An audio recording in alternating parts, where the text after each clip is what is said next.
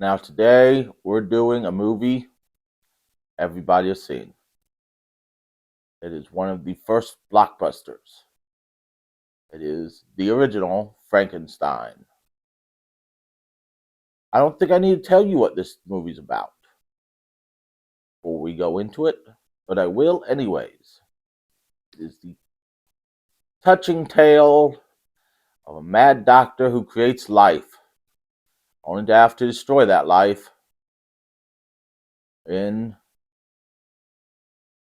the most asinine way possible.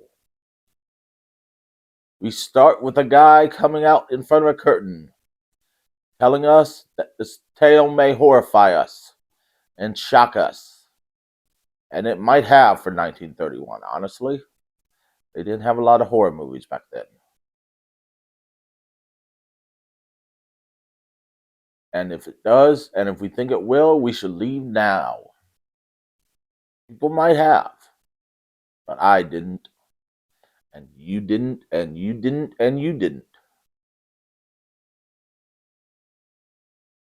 Then we go to a burial, and people digging up the grave.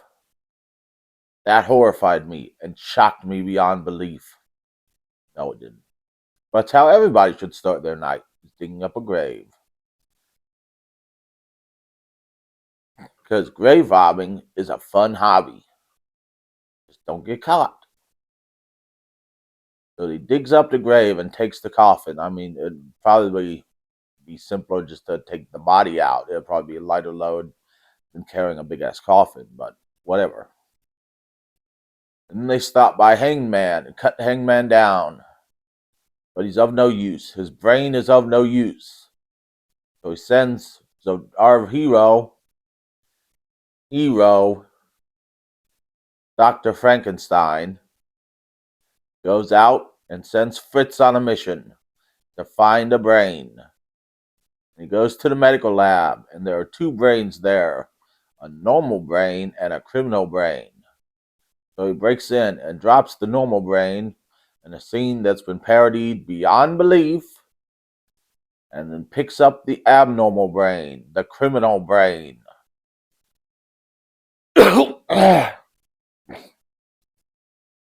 And then we cut to Dr. Frankenstein's fiance, who says that they gotta go to where Frankenstein is and bring him home.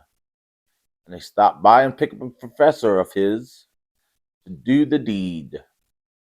Not that deed, the deed of bring him home. Get your mind out of the gutter, people. They're not doing a three-way, well technically it would be a four-way.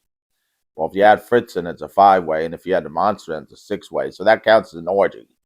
But there's no orgies in this film. They're bringing Dr. Frankenstein home. And they arrive just as the experiment is about to take place. And Frankenstein invites them up to see the experiment. And the man comes to life. And now I'll say it. Now everybody say it with me.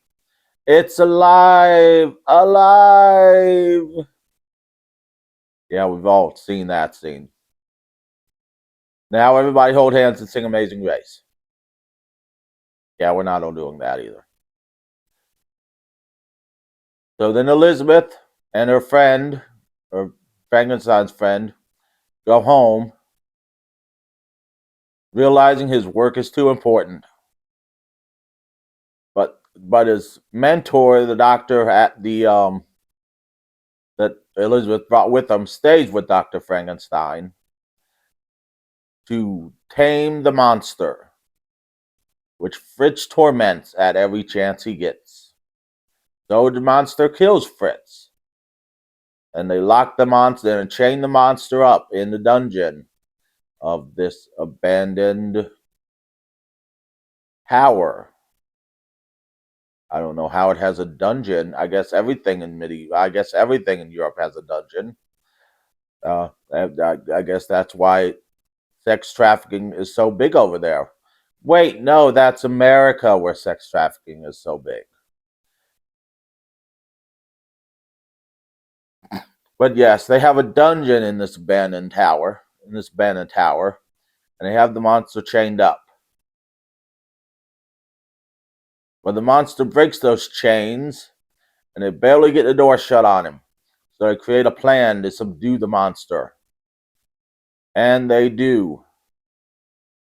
But just as the monster is subdued, Frankenstein's father, Baron Frankenstein, shows up to take Frankenstein home so he can get married. Frankenstein is weak from his fight with the monster to get him subdued, and the lethal injection they gave him, which doesn't kill the monster.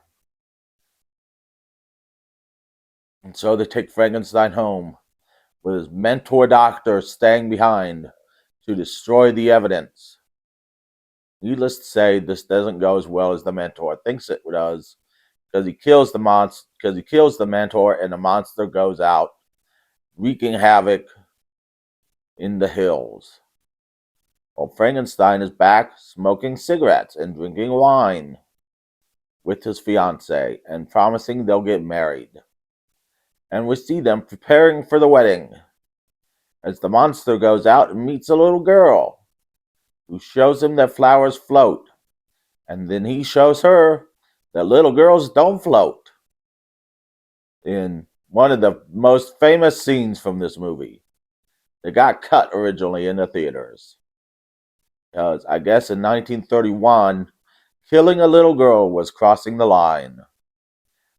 Well, killing little kids is no longer crossing the line. That's why we do it every week here in America with school shootings. That line probably crossed the line.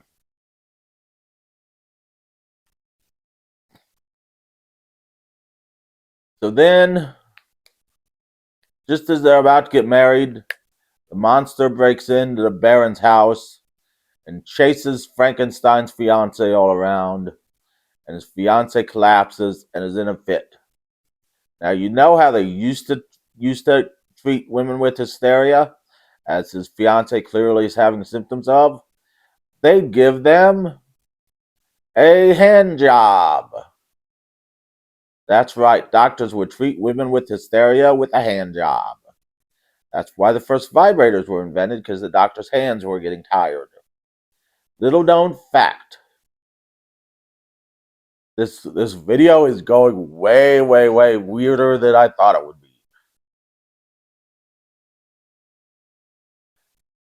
So then the guy brings his drowned daughter in, and they all saddle up with torches to go after the monster. Well, Frankenstein finds the monster and they fight. The monster knocks him out and takes him to an old windmill. And then everybody who has torches chases them to the windmill. And Frankenstein comes to, and they fight at the windmill, and the monster hurls him off the windmill. Surprisingly, he survives, because that was like a 3-story fall. You normally don't survive that when you're thrown off like a rag doll, unless you're drunk, which he might have been. I mean, he was drinking earlier.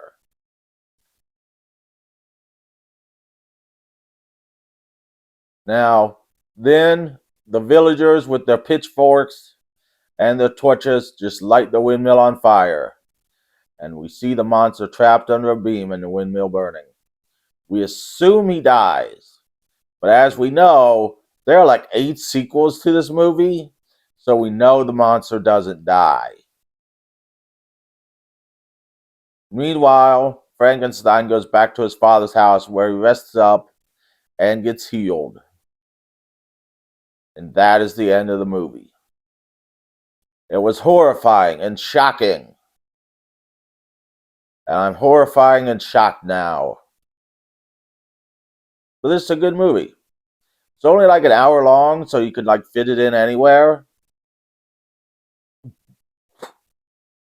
And it's a true classic horror movie. It was one of the first Universal monster movies. Starring Boris Karloff as the monster, really made his career. And I give it 12 out of 10 stars. Really good. Go check it out. It's on Peacock. Next week, Murder Size on Tubi.